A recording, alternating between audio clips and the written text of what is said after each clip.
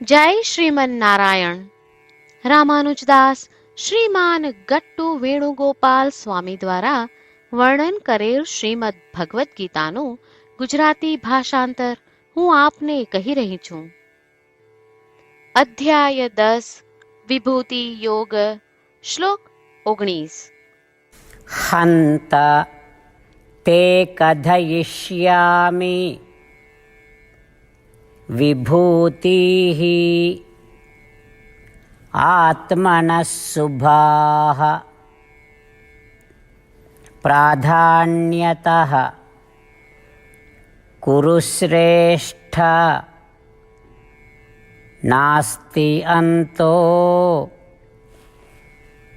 વિસ્તરસ્ય મે. ઓમ. ગીતાચાર્ય શ્રી કૃષ્ણ પરમાત્મા અર્જુન સાથે આપણને બધાને વિભૂતિ યોગ શીખવી રહ્યા છે. પરમાત્મા કહે છે, અર્જુન, અવશ્ય હવે હું મારા વિશિષ્ટ દૈવી પ્રાગટ્યો અને મારા મહિમાઓનું તને સંક્ષિપ્તમાં વર્ણન કરીશ, કારણ કે મારા દૈવી પ્રાગટ્યના વિવરણનો કોઈ અંત નથી. અર્જુન, આ સૃષ્ટિમાં બધું જ મારી નિર્ધારિત ઈચ્છાને આધીન છે. તેમ છતાં હું તને કેટલીક મહત્વપૂર્ણ વસ્તુઓ વિશે સંક્ષિપ્તમાં જણાવું છું. મારા અનેક પ્રાગટ્યોનો કોઈ અંત ન હોવાને કારણે તેમનું સંપૂર્ણપણે વિસ્તરણ અને વિગતવાર વર્ણન કરવું શક્ય નથી. આ પ્રમાણે શ્રી કૃષ્ણ પરમાત્મા તેમના દૈવી પ્રાગટ્યો અને તેમના ગુણોનો પ્રસન્નતાપૂર્વક સારાંશ આપવા સજ્જ થઈ રહ્યા છે. આપણા પર શ્રી કૃષ્ણ પરમાત્માની અપાર કૃપાને ઓળખતા અને તેને માણતા ચાલો આપણે શ્રી કૃષ્ણ પરમાત્માના ઉપદેશોને ધ્યાનથી સાંભળવાનો પ્રયાસ કરીએ. શ્રી કૃષ્ણ પરમાત્માનું શરણ લઈ આપણા જીવનને અર્થપૂર્ણ બનાવવાનો પ્રયાસ કરતા ચાલો આપણે શ્રી કૃષ્ણ પરમાત્માના શબ્દોનું આ શ્લોક સ્વરૂપે પુનરાવર્તન કરીએ. હંત તે કથયિષ્યામિ વિભૂતિઃ આત્મનઃ શુભાઃ પ્રાધાન્યતઃ કુરુ શ્રેષ્ઠ નાસ્તિ અંતો વિસ્તરસ્ય મે. શ્રીમન્નારાયણ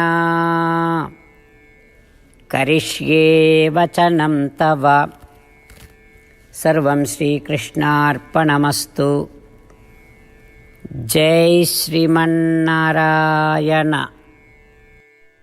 શ્રી કૃષ્ણ પરમાત્માએ આખી ભગવદ્ ગીતાનો સાર અધ્યાય 18ના શ્લોક 65 થી 70માં 8 ઉપદેશ દ્વારા કહ્યો છે.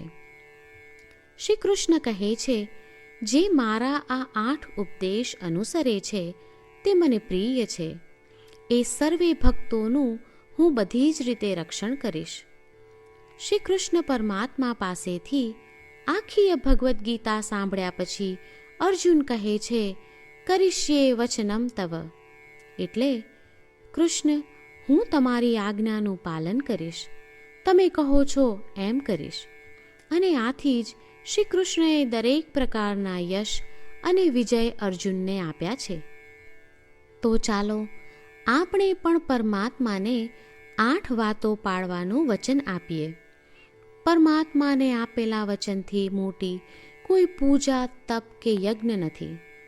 8 પ્રતિજ્ઞાઓ જે આપણે લેવી જોઈએ તે હું હવે કહું છું. આપ સૌ પણ એનો મન અને હૃદયથી વિચાર કરો. આ રીતે શ્રી કૃષ્ણને વચન આપતી વખતે આપણે સૌ શ્રી કૃષ્ણની હસતી મુખમુદ્રાનો મનમાં વિચાર કરીએ અને પરમ આનંદનો અનુભવ કરીએ.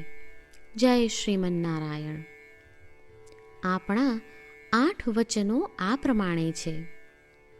આપણું પહેલું વચન, હે શ્રીમન્નારાયણ, તમારા ઉપદેશ પ્રમાણે હું હંમેશા તમારું ધ્યાન અને ચિંતન કરીશ. આપણું બીજું વચન, હે શ્રીમન્નારાયણ, તમે કહ્યું છે તેમ હું સદાય તમારી ભક્ત રહીશ. આપણું ત્રીજું વચન. હે શ્રીમન્નારાયણ, હું મારા કર્મો તમને સંતોષ થાય તેમ અને તમારી સેવા માટે કરીશ. આપણું ચોથું વચન. હે શ્રીમન્નારાયણ, તમે અનુસરવા કહ્યું છે તેમ મને પૂર્ણ શ્રદ્ધા છે કે હું તમારી છું.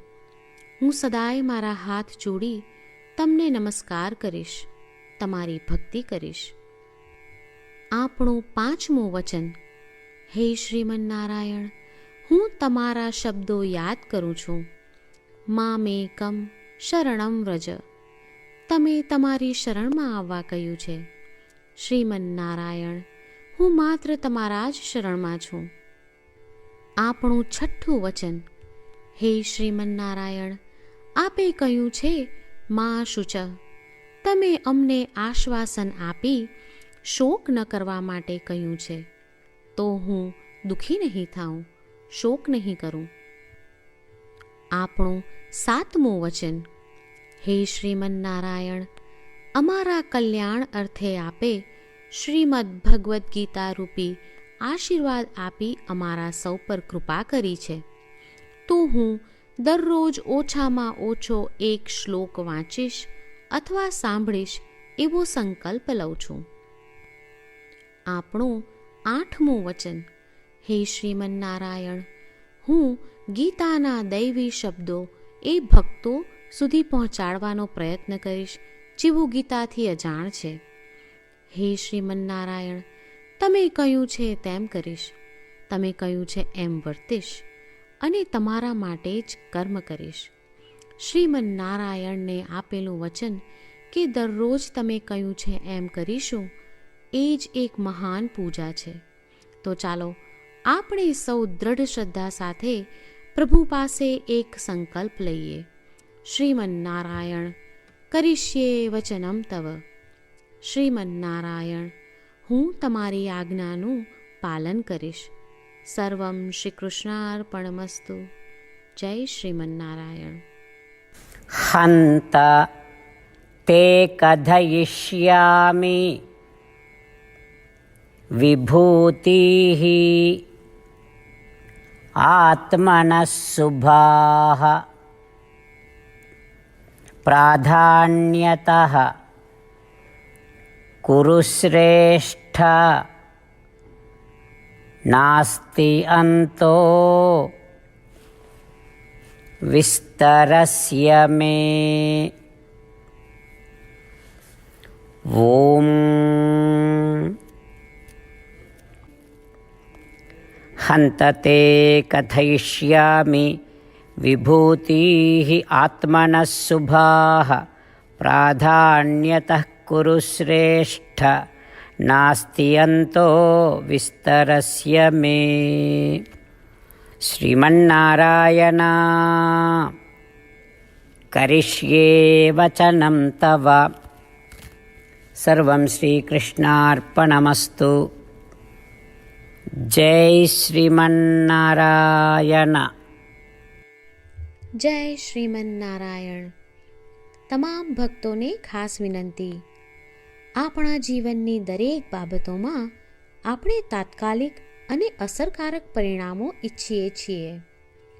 આ પ્રાપ્ત કરવા માટે ચાલો દરરોજ 1 મિનિટ ફાળવીએ અને નારાયણાસ્ત્રમ વાંચીએ. નારાયણાસ્ત્રમ મેળવવા માટે તેની વેબસાઇટ જે www.narayanaastram.org છે તેના પર જાઓ અને રજિસ્ટ્રેશનમાં તમારું નામ અને ઈમેલ આપો. તમે આપેલા ઈમેલ પર તમને નારાયણાસ્ત્રમ PDF પ્રાપ્ત થશે. PDFમાં રામાયણનો 1 શ્લોક, ગીતાનો 1 શ્લોક અને એક વિષ્ણુ નામ છે. આ 3ને નારાયણાસ્ત્રમ કહેવામાં આવે છે. દરેક વ્યક્તિને આ શ્લોકોનું અલગ અલગ સંયોજન પ્રાપ્ત થાય છે.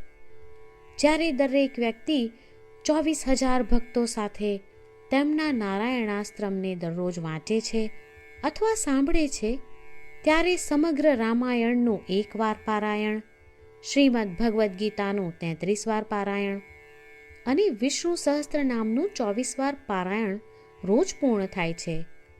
આ એક અદ્ભુત અને અસાધારણ પરિણામ છે. તેથી તમે અને તમારા પરિવારના સભ્યો તરત જ વેબસાઇટ પર જાઓ અને તમારું નારાયણાસ્ત્ર મેળવો. જય શ્રીમન્નારાયણ.